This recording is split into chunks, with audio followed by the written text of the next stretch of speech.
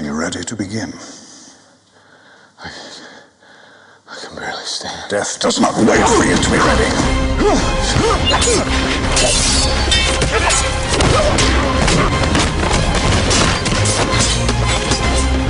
I am gonna stop you. You never did learn to mind your surroundings.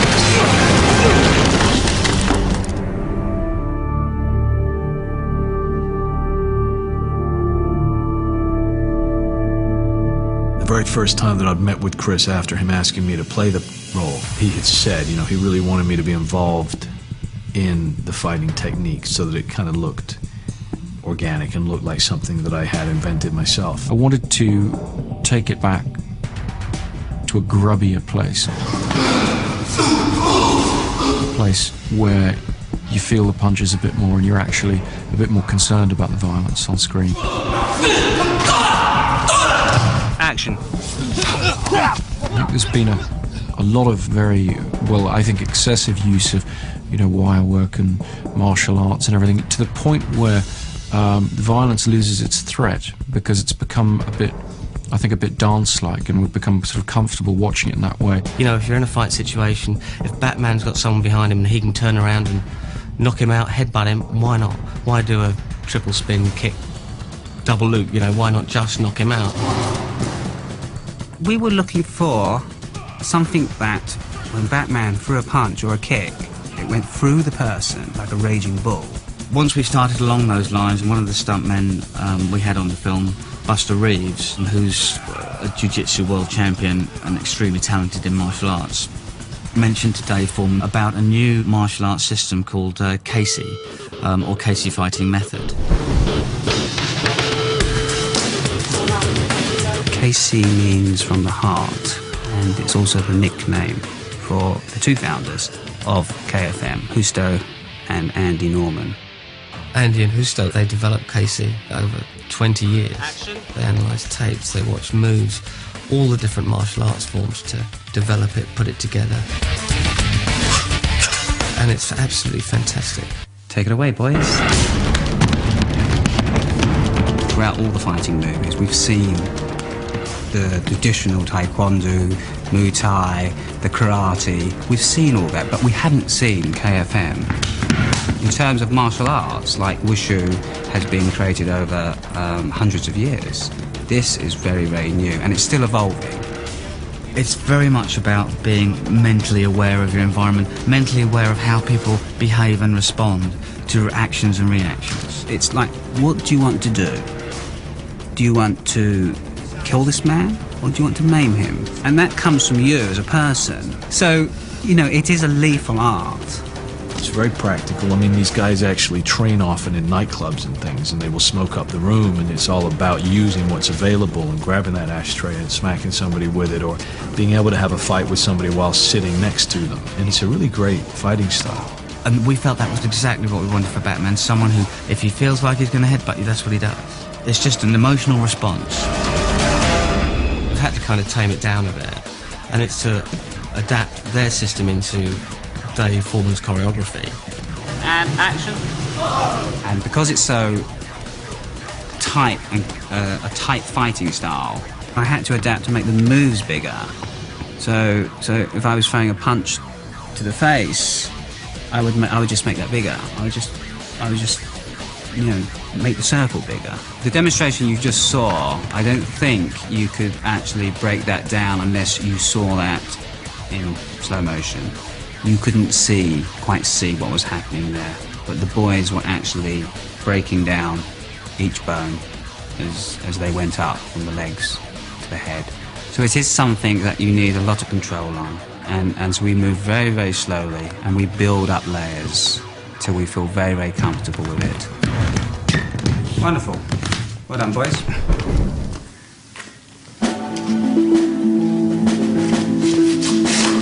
Christian has unbelievable stamina. I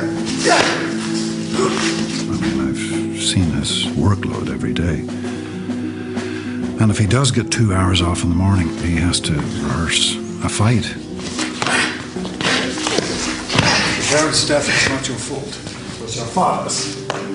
We had 16 fights in the movie for Christian to get through. Well, you'd rather up there and I get away bang. Because he had such a heavy workload, we did a lot of blocking of the fights with stunt guys and just liaising with Chris Nolan on tape.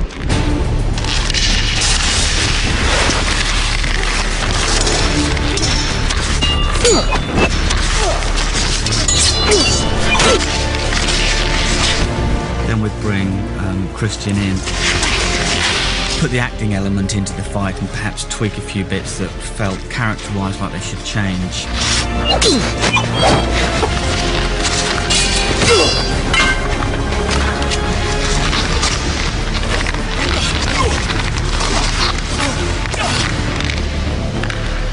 And I would make the changes. And then when we'd get on set, it would all change again. In terms of the fights, Christian learnt every single fight. He did every single fight. The KEYSI fighting was very close quarters, so it was a very dangerous art. The hits were very direct to very dangerous parts of the body, so we had to be very, very careful as not to injure our actors or our stuntmen, of course.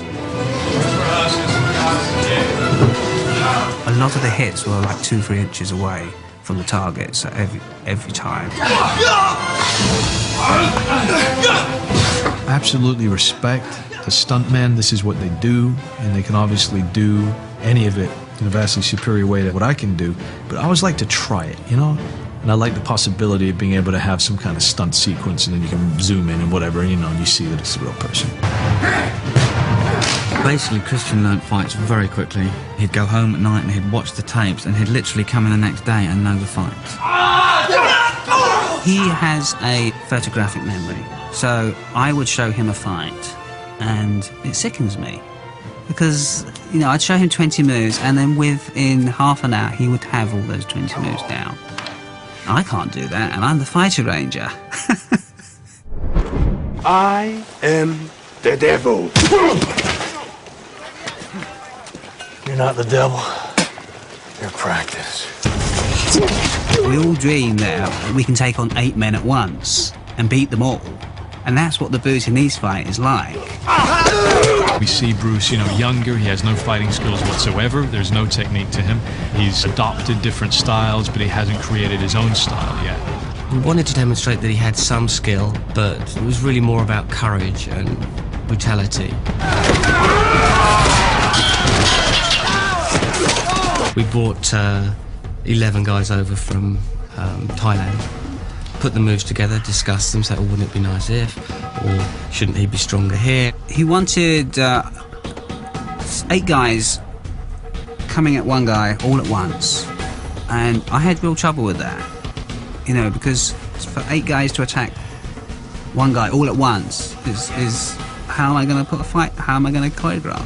It was really quite hard to have them all coming at him, so that he's having to work triple time to take care of them, as opposed to people standing waiting to get up out the corner of their eye, coming in, taking their hit.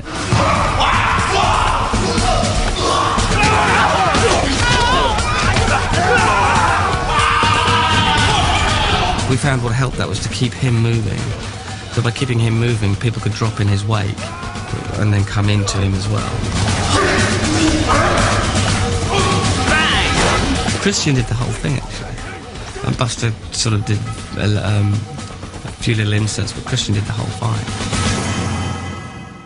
We spent a lot of time determining exactly how much of Batman to show, how much of his fighting to show, and I had always looked to a representation of Batman that would be more from the criminal's point of view, so you would see less of him.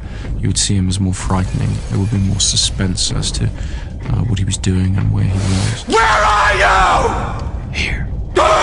And that meant showing less of him, cutting fight scenes very, very fast, so that Batman is seen as being blindingly quick and aggressive and almost animal-like in the way he takes on the criminals. You will never learn. The monorail was the biggest challenge because it was the finale and we all want a big showdown. Batman is on equal terms now with Ducard. I think we feel that they are equal to each other. It was punch for punch, kick for kick, and that's what made it very intense and dynamic. Now we can really focus on using the KEYSI style at the end, and it's worked out really strong. As a team, all of us, we all put that fight together and that energy together.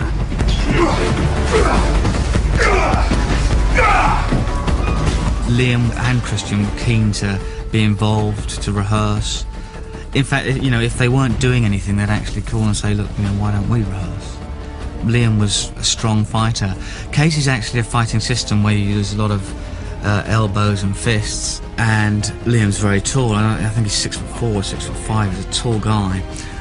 So he has to get very low in order to do the blows. Ready, and action. We just wanted it to be as hard as possible. We wanted to show two men who are very highly trained and very highly skilled, very motivated.